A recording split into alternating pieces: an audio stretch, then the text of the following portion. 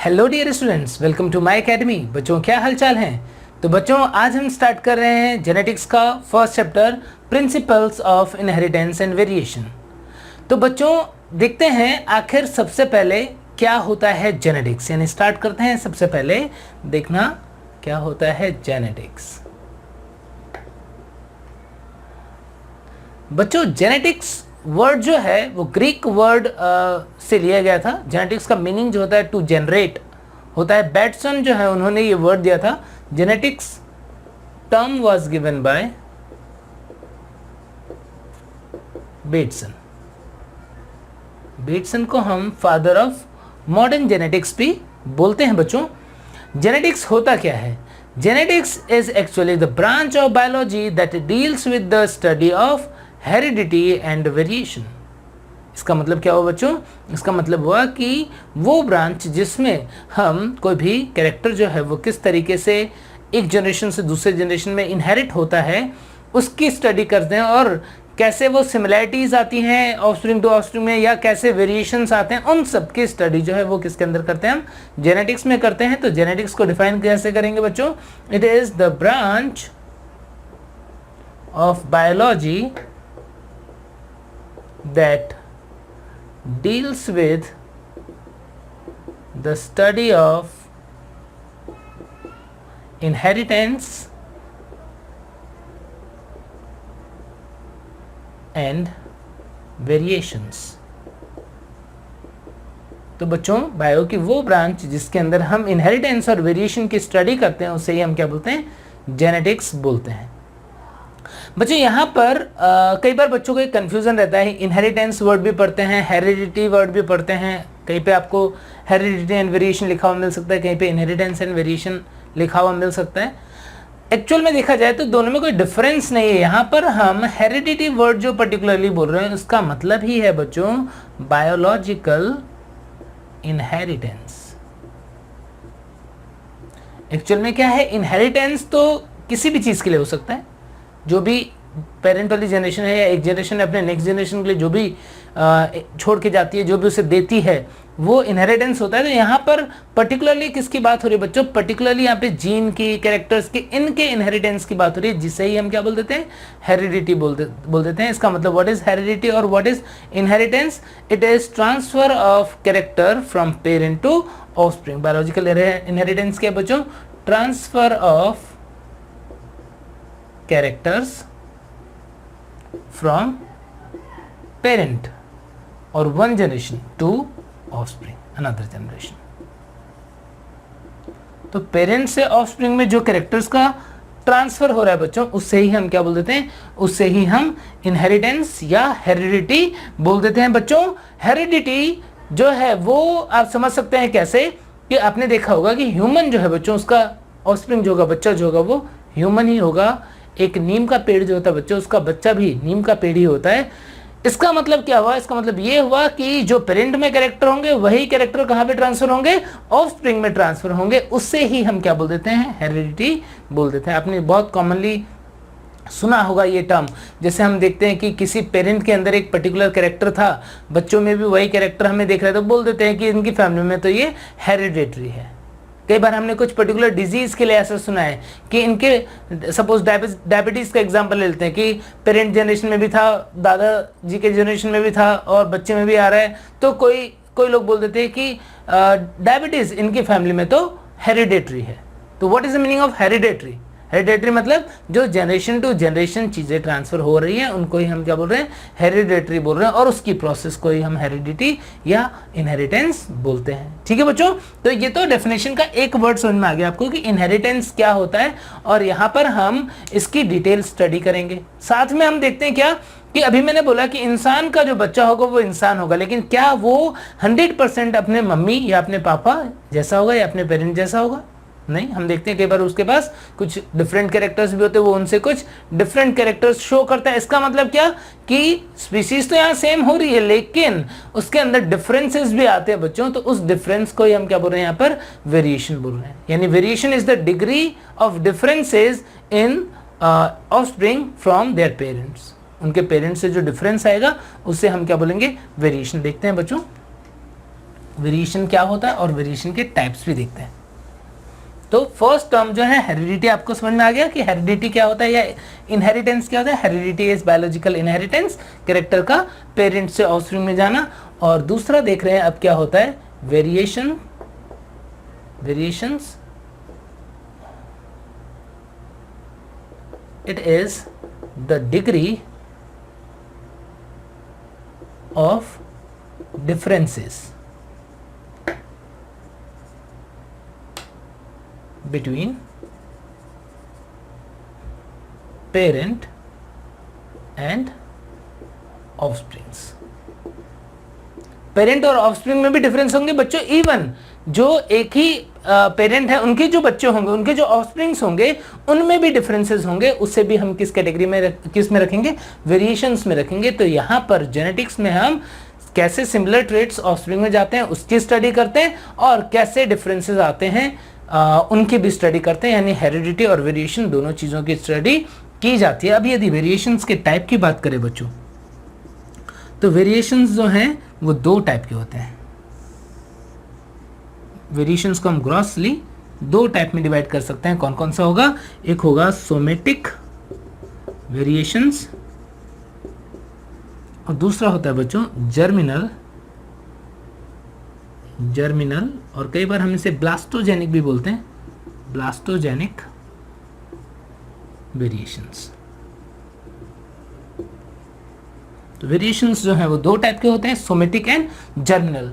नाम से भी पता पड़ रहा होगा सोमेटिक और जर्मिनल वर्ड का यदि आपको मीनिंग पता है बच्चों, तो सोमेटिक मतलब जो हमारी बॉडी के पार्ट के रिलेटेड है और वो नेक्स्ट जनरेशन में इंफॉर्मेशन ट्रांसमिट नहीं करती या नेक्स्ट जनरेशन में ट्रांसफर नहीं होते, उनको हम बोलते हैं सोमेटिक। जर्मिनल वो पार्ट होता है बच्चों जो नेक्स्ट जनरेशन में इंफॉर्मेशन को इनहेरिट करता है। जो हमारे गोनेट्स के अंदर जो गैमेट्स वगैरह बनते हैं, एक्चुअल में क्या है वो जर्मिनल पार्ट है जो इंफॉर्मेशन को एक जनरेशन से दूसरे जनरेशन में लेके जाते हैं। इसका मतलब क्या होगा, सोमेटिक वेरिएशन की यदि हम बात कर रहे हैं तो सोमेटिक वेरिएशन क्या करेंगे, इट डज नॉट, या सोमेटिक वेरिएशन की बात करें बच्चों तो it is not inheritated from parent to offspring. Parent से बच्चों में ये कैरेक्टर जो है वो इनहेरिट नहीं होंगे, उन्हें हम क्या बोल रहे हैं, सोमेटिक वेरिएशन। कैसे समझ सकते हो आप कि सपोज आप मेरा स्किन कलर देख पा रहे हो, सपोज एक कैरेक्टर की बात कर रहे हैं हम, स्किन कलर, ठीक है बच्चों।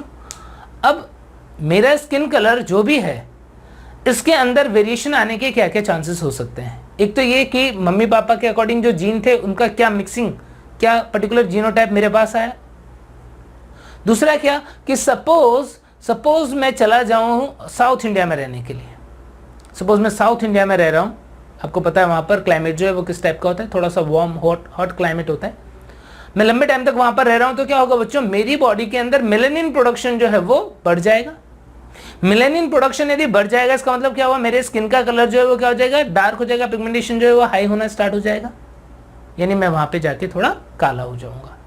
ठीक है बच्चों, तो यहां पर आपने क्या देखा, आपने यहां पर देखा कि मेरी बॉडी के अंदर कलर चेंज हो गया, पिगमेंट, मेलानिन पिगमेंट का अमाउंट बढ़ गया। किस फैक्टर की वजह से, कि वहां पर गर्मी ज्यादा थी, एनवायरमेंटल फैक्टर की वजह से। या फिर ऐसे यदि हम बात करें कि किसी कोल्डर रीजन में, ठंडे एरिया में रहने के लिए चले जाए तो क्या होगा, हो सकता है कि स्किन का कलर और फेयर हो जाए। इसका मतलब कि मेरा जीनोटाइप तो फिक्स है, मेरे अंदर जो स्किन कलर के लिए जीन है वो तो फिक्स है, जो पेरेंट्स से कॉम्बिनेशन जो भी आया, लेकिन डिफरेंट एनवायरनमेंट के अकॉर्डिंग आप क्या देख रहे हो कि उसका एक्सप्रेशन चेंज हो रहा है, यानी वेरिएशन जो है वो किस पे डिपेंड कर रहे हैं, वो एनवायरमेंटल फैक्टर पे डिपेंड कर रहे हैं। तो ऐसा वेरिएशन, सपोज मैं साउथ इंडिया में रहने के लिए चला गया, या मैं कश्मीर में रहने के लिए चला गया, और उसके अकॉर्डिंग अब ऑफस्प्रिंग के अंदर जो जीन ट्रांसफर होगा, या क्या उसमें कोई डिफरेंस आ जाएगा, क्या ऐसा है कि मैं साउथ इंडिया में रहता हूँ तो ऑफस्प्रिंग के अंदर ज़्यादा मेलानिन प्रोड्यूस करने वाली जीन जाएगी, या कश्मीर में रहता हूँ तो कम मेलानिन प्रोड्यूस करने वाली जीन जाएगी, ऐसा कुछ होगा क्या? नहीं, ऐसा कुछ तो नहीं होगा। इसका मतलब एक बात क्लियर हो गई क्या, कि एनवायरमेंटल जो भी चेंजेस है उसकी वजह से कई बार क्या होता है, वेरिएशन आते हैं। और उन वेरिएशंस को हम नेक्स्ट जनरेशन में इनहेरिट नहीं करते, ऐसे वेरिएशंस को क्या बोलेंगे हम? सोमेटिक वेरिएशन बोलेंगे। इसका मतलब क्या हो गया बच्चों? It is not inherited from parent to offspring, generally it is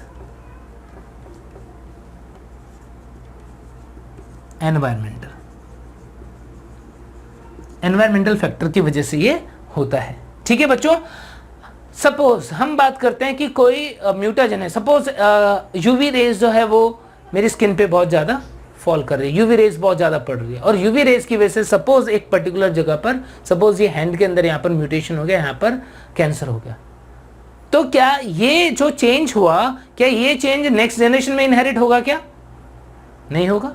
क्यों? क्योंकि ये तो उस पर्टिकुलर सेल के अंदर या एरिया में हुआ है जो मेरी बॉडी का सोमेटिक पार्ट है, और ये गैमीट बनाने में या यहाँ से जीन जो है वो गैमीट में नहीं जाती है। तो इसका मतलब क्या हुआ? इसका मतलब वो वेरिएशन सोमेटिक पार्ट में आएगा लेकिन नेक्स्ट जनरेशन में नहीं जाएगा। क्या बोलेंगे हम उसे? सोमेटिक वेरिएशन बोलेंगे। यदि यही रेस की वजह से म्यूटेशन गोनेट्स के अंदर हो गया होता, जर्मिनल सेल के अंदर हो गया होता, तब क्या होता बच्चों? तब वो कैरेक्टर जो है वो नेक्स्ट जनरेशन में भी चला जाता। समझ रहे हो बात?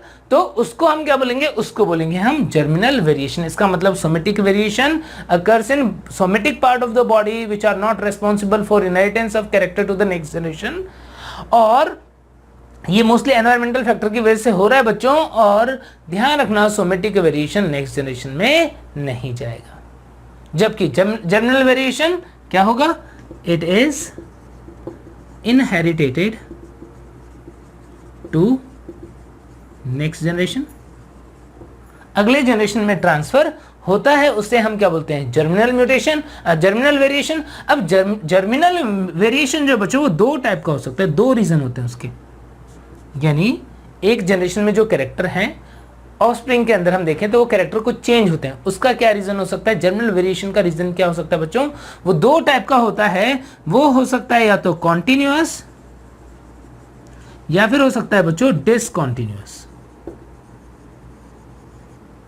Continuous germinal variation and discontinuous germinal variation. क्या होता है कॉन्टिन्यूअस जर्मिनल वेरिएशन? बच्चों क्या होता है, एक जनरेशन में आपको पता है कि जब हम सेक्सुअल रिप्रोडक्शन की बात कर रहे हैं, ह्यूमन का एग्जांपल लेके बात कर रहे हैं, तो मदर और फादर जो हैं दोनों के जीन मिलकर के क्या करते हैं? ऑफस्प्रिंग प्रोड्यूस करते हैं।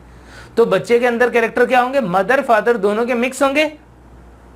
फिर बच्चे के अंदर जो मदर फादर के जीन आ रहे, एक्चुअल में वो मदर फादर के नहीं, वो उनके दादा दादी और नाना नानी के जीन्स जो है उनकी डिफरेंट मिक्सिंग है एक तरीके से। इसका मतलब क्या हो बच्चों कि ग्रैंड पेरेंट वाले जनरेशन में कुछ पर्टिकुलर कैरेक्टर थे, उनसे कुछ डिफरेंस जो है वो मम्मी पापा वाले मदर फादर वाले जनरेशन में कुछ कैरेक्टर में डिफरेंस आएगा, उससे कुछ बच्चों वाले में डिफरेंस आएगा, उससे ग्रैंडसन वाले में डिफरेंस आएगा। तो इस तरीके से generation to generation sexual reproduction की वजह से वेरिएशंस आते हैं। उन वेरिएशन को हम क्या बोलते हैं? Continuous variation. क्यों हुआ continuous variation? Due to fusion of male and female gametes. Male और फीमेल गैमेट जो है बच्चों उनके अंदर डिफरेंट जीन है, उनके फ्यूजन की वजह से पेरेंट के कंपेयर में कुछ न्यू कैरेक्टर्स जो हैं वो बच्चों में देखने को मिल रहे हैं। दूसरा क्या हो सकता है बच्चों? दूसरा हो सकता है crossing over during gamete formation.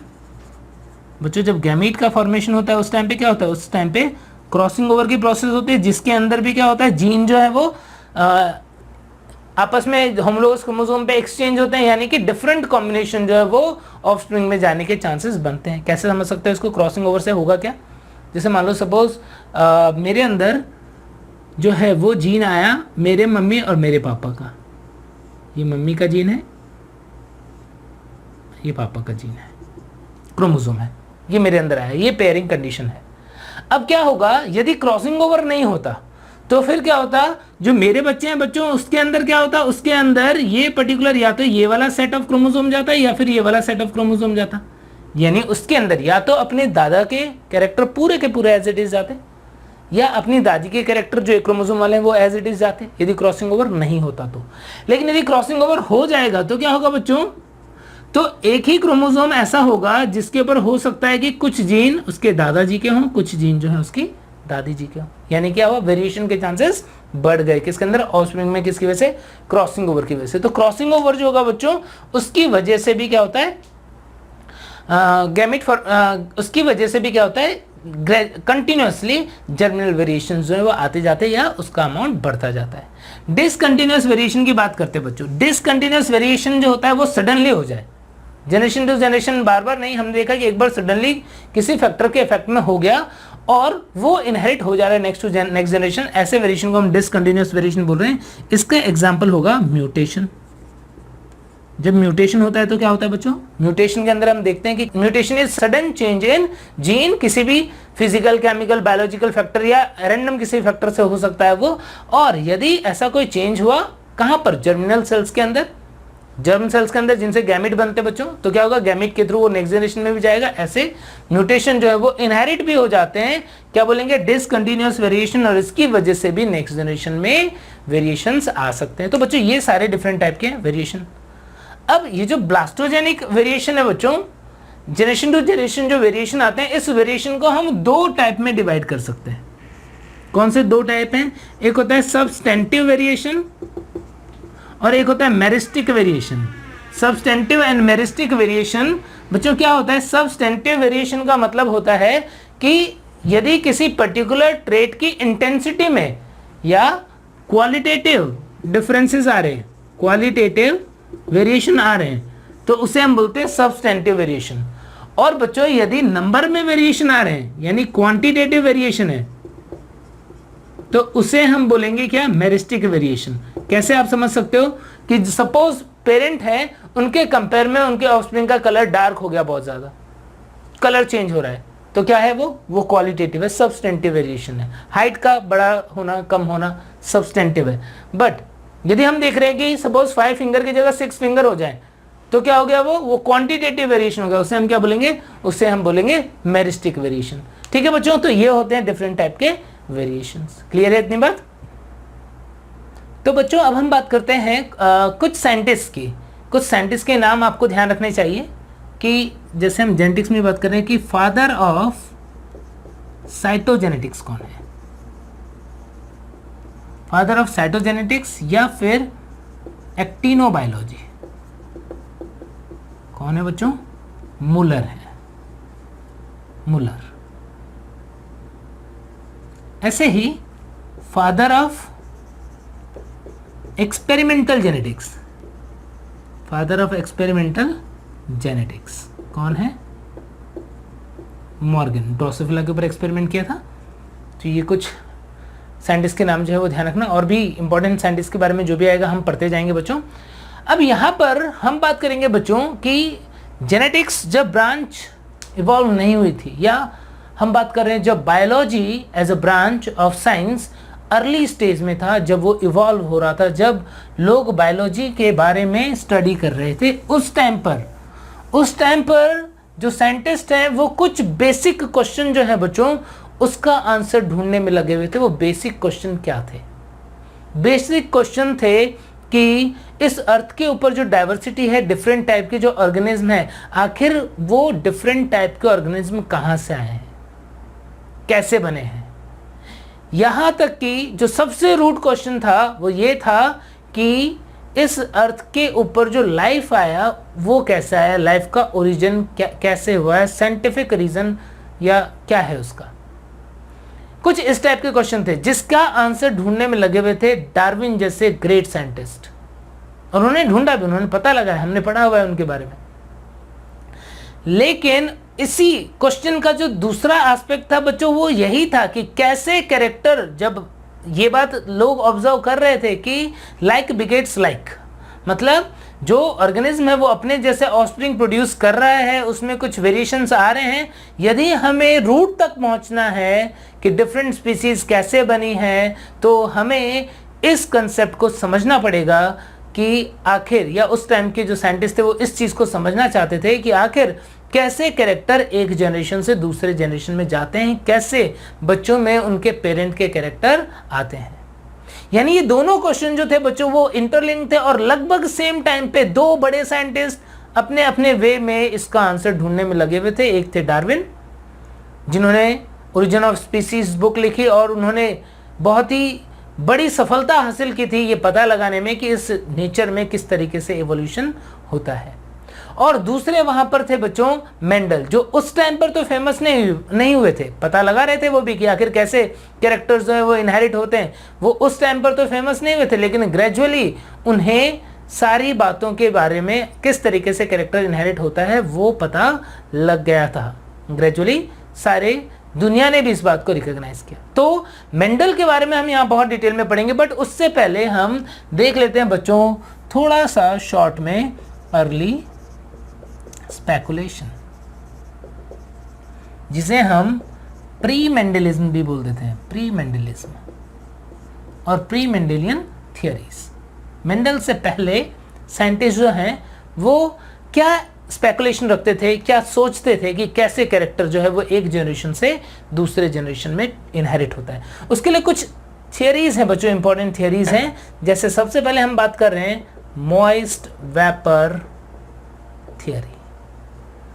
Moist vapour theory जो बच्चों वो पाइथागोरस ने दिया था, पाइथागोरस ने। और बच्चों वो अपने ट्रायंगुलर वाले फॉर्मूले के अकॉर्डिंग यहां पर भी देख रहे थे कि पेरेंट एक साइड, फादर एक साइड, मदर दूसरी साइड और ऑफस्प्रिंग जो है वो तीसरी साइड। यानी इन दोनों ने, मदर फादर ने मिलकर के ऑफस्प्रिंग को प्रोड्यूस किया। और उनका मानना ये था कि मेटिंग के टाइम पे जो मेल की बॉडी से या जो ऑर्गेनिज्म है उसकी बॉडी से वेपर निकलता है, वो वेपर जब फीमेल के अंदर ट्रांसफर होता है और फ्यूज होता है तो उसी से ऑफस्प्रिंग बन जाता है। उसे हम क्या बोल रहे हैं, मॉइस्ट वेपर थियरी। आज के टाइम पर आपको ये बात जो है वो बहुत ही अजीब लगेगी। इतना ऑब्जर्वेशन तो उस टाइम पर भी लोगों का होना चाहिए था कि आखिर किस तरीके से ऑफस्प्रिंग जो है वो प्रोड्यूस होता है।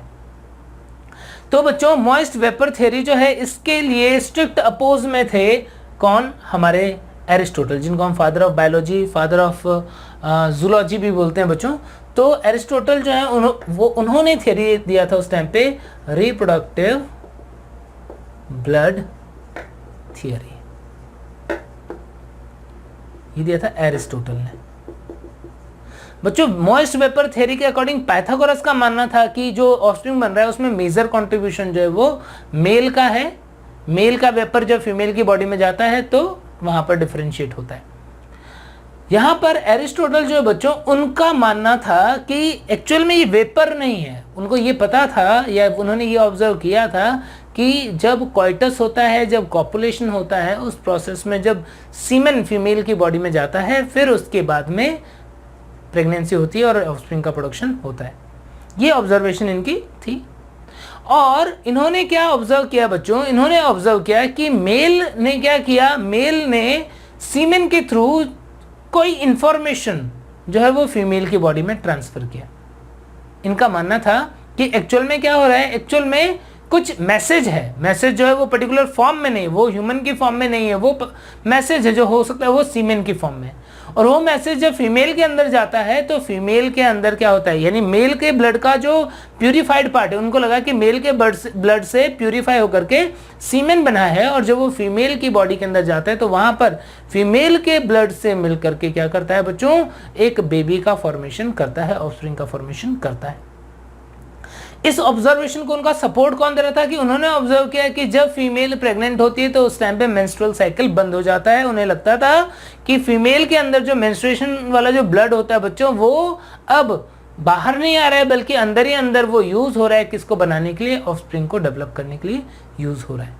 ठीक है, ऐसा कुछ मानना था किसका, एरिस्टोटल का। हालांकि पूरी बात सही नहीं थी, बट ये बात जरूर से सही थी कि मेल और फीमेल दोनों की बॉडी के कुछ पार्ट जो हैं वो मिल रहे हैं, कुछ मैसेज है जिसके थ्रू वो क्या हो रहे हैं, आगे डेवलप होकर के एक ऑफस्प्रिंग बना रहे हैं। ठीक है बच्चों, इस थ्योरी को हम क्या बोलते हैं, reproductive blood theory. Next theory की बात करते हैं बच्चों, पेनजेनेसिस। पेनजेनेसिस, पेनजेनेसिस जो है बच्चों, ये थ्योरी जो है वो दिया था डार्विन ने। कुछ सिमिलर सी बात थी। डार्विन मानते थे कि बॉडी के डिफरेंट ऑर्गन जो हैं वो ऑर्गन क्या कर रहे हैं बच्चों, वो ऑर्गन अपनी इंफॉर्मेशन जो मैसेज है उसे छोटे छोटे पार्टिकल्स की फॉर्म में रिप्रोडक्टिव ऑर्गन तक भेज देते हैं, जिसे उन्होंने क्या बोल दिया था, पेंजीन बोल दिया था।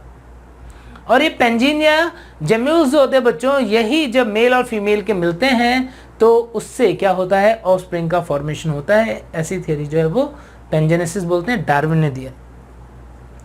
इसके बाद एक थियरी जो बहुत पॉपुलर हुई थी बच्चों, वो है pre formation theory. Pre formation theory जो है बच्चों, कुछ साइंटिस्ट, एक पर्टिकुलर साइंटिस्ट नहीं, कुछ साइंटिस्ट जो हैं वो बिलीव करते थे, इसको मानते थे। उनमें इंपॉर्टेंट है स्वामेडम, हार्टशेकर,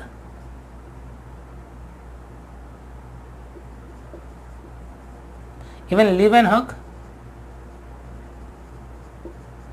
इनका क्या मानना था बच्चों, इनका मानना था कि ऑर्गेनिज्म का मिनिएचर फॉर्म जो होता है वो गैमीट के अंदर प्रेजेंट होता है, यानी स्पर्म में या एग में। कुछ साइंटिस्ट मानते थे कि गैमीट बनाने, ऑफस्प्रिंग बनाने के लिए रेस्पॉन्सिबल है कौन, मेल।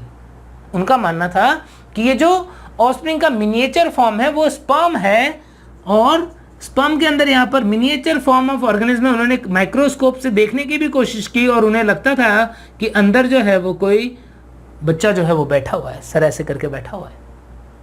यानी उन्हें लगता था कि प्री फॉर्म्ड ऑफस्प्रिंग जो है वो प्रेजेंट है किसके अंदर, गैमीट के अंदर, और जब वो फीमेल की बॉडी में जाएगा तो वहां पर डिफरेंशिएट होना स्टार्ट हो जाएगा। ऐसे साइंटिस्ट जो स्पर्म में बिलीव करते थे कि स्पर्म जो है वो रेस्पॉन्सिबल है किसके लिए, उसके अंदर मिनिएचर फॉर्म होता है, उन्हें हम स्पर्मिस्ट बोलते हैं।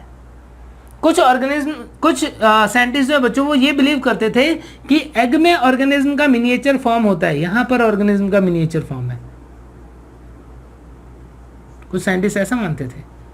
और ये मिनिएचर फॉर्म जो है बच्चों जब फर्टिलाइजेशन होता है उसके बाद में डेवलप होने लग जाता है। तो जो साइंटिस्ट एग में बिलीव करते थे उन्हें ओविस्ट बोलते थे। यानी दो डिफरेंट टाइप के साइंटिस्ट जो है वो ग्रुप बढ़ गया था। कुछ बोलते थे कि स्पर्म के अंदर ऑर्गेनिज्म का मिनिएचर फॉर्म है जो फर्टिलाइजेशन के बाद में डेवलप हो जाता है, और कुछ मानते थे कि एग के अंदर ऑर्गेनिज्म का मिनिएचर फॉर्म होता है जो फर्टिलाइजेशन के बाद में डेवलप हो जाता है एक कंप्लीट बेबी के अंदर। ठीक है बच्चों, इसके अकॉर्डिंग स्पर्मिस्ट और ओविस्ट हम बोलते थे। माइक्रोस्कोप की डिस्कवरी, लोगों ने तरह तरह के डायग्राम भी बना दिए। उन्होंने ये चीज को शो करने की कोशिश की कि हमने देखा है स्पर्म के अंदर इस टाइप से एक छोटा बच्चा दिखता है। ठीक है, लेकिन एक्चुअल क्या है बच्चों, एक्चुअल सच्चाई आपको पता है, मेल फीमेल दोनों गैमिट, दोनों के पास जेनेटिक इंफॉर्मेशन मेल की और फीमेल की, जब वो फ्यूज होते हैं तो ऑफस्प्रिंग का फॉर्मेशन होता है। प्री फॉर्मेशन थियरी के अकॉर्डिंग जो miniature form of organism present है बच्चों, मिनिएचर फॉर्म ऑफ ऑर्गेनिज्म जो प्रेजेंट होता है किसके अंदर, गैमीट के अंदर, उसे बोलते हैं होमनकुलस। कई बार आप क्वेश्चन करोगे तो ये क्वेश्चन आपके सामने आएगा कि according to preformation theory what is the term use for miniature form of organism present in gamete. क्या आंसर होगा, होमनकुलस टर्म जो है वो यूज करते हैं। ठीक है बच्चों, इसके बाद में बच्चों एक साइंटिस्ट का यदि मैं आपको बताऊं, चार्ल्स बॉनेट ने एनकेसमेंट थियरी दिया था। Encashment theory, Charles bonnet.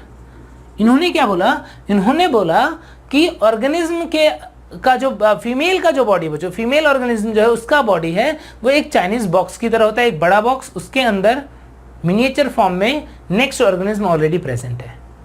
क्या होगा, वो बड़ी होगी, फिर उसके बाद में वो छोटा बच्चा जो है वो डेवलप होने लग जाएगा, उसके अंदर जो मिनिएचर फॉर्म है उससे न्यू ऑफस्प्रिंग बनेगा। फिर यदि वो फीमेल है तो उसके अंदर वापस से ऐसा ही होगा और बार बार उससे न्यू ऑफस्प्रिंग जो है वो बनते रहते हैं। चार्ल्स बोनेट ने दिया था ये थियरी, इसको हम एनकेसमेंट थियरी बोलते हैं बच्चों, जो कि बिल्कुल रॉन्ग है। नेक्स्ट थियरी की बच्चों यदि हम बात करें तो एक इंपॉर्टेंट थियरी है एपिजेनेसिस थियरी। ये थियरी जो है सीएफ वॉल्फ ने दिया था बच्चों। इन्होंने क्या बोला, इन्होंने बोला बच्चों कि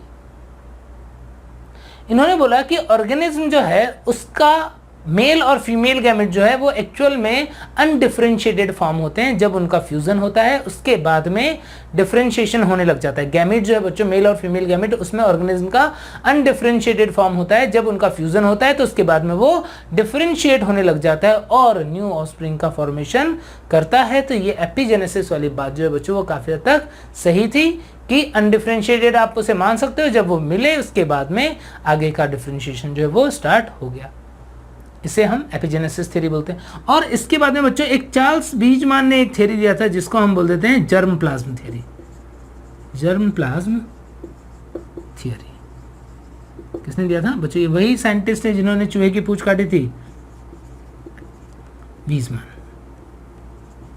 इन्होंने क्या बोला बच्चों? इन्होंने बोला कि एक्चुअल में क्या है कि जो गॉनेट्स हैं उनके अंदर जो पार्ट होता है जो नेक्स्ट जनरेशन में ट्रांसफर होता है उसे जर्म प्लाज्म बोलते हैं। रेस्ट पार्ट जो है वो सोमेटोप्लाज्म में जब फर्टिलाइजेशन, जब कॉपुलेशन होता है या रिप्रोडक्शन होता है उस टाइम पर जर्म प्लाज्म जो है मेल से फीमेल में, और ऐसे ही फीमेल का जर्म प्लाज्म जो है वो दोनों मिलते हैं और उससे ही ऑफस्प्रिंग का प्रोडक्शन होता है, बच्चा बनता है। तो इस तरीके से बच्चों ये डिफरेंट थियोरीज थी जो पहले दी गई थी। मेंडल के जो लॉज हैं उनसे पहले साइंटिस्ट जो है वो ऐसे डिफरेंट बिलीव्स रखते थे। ग्रेजुअली डिफरेंट साइंटिस्ट जो है बच्चों वो इस चीज़ पे वर्क करने लगे कि आखिर किस तरीके से कैरेक्टर्स जो है वो एक जनरेशन से दूसरे जनरेशन में इनहेरिट होता है। लेकिन मेंडल से पहले भी कुछ साइंटिस्ट जैसे कॉल र्यूटर हैं, नाइट हैं, गॉस से इन्होंने वर्क किया, लेकिन उन्हें सक्सेस नहीं मिला बच्चों। मेंडल ने जब वर्क किया तो मेंडल को बायलेक सक्सेस मिला, वही पोस्टह्यूमसली उन्हें वो सक्सेस मिला बच्चों। आखिर मेंडलिज्म के बारे में मेंडल की थोड़ी सी लाइफ हिस्ट्री के बारे में और मेंडल ने क्या वर्क किया वो सब हम देखते हैं बच्चों नेक्स्ट लेक्चर में। तब तक आप लोग अच्छे से पढ़ते रहिए। Bye bye.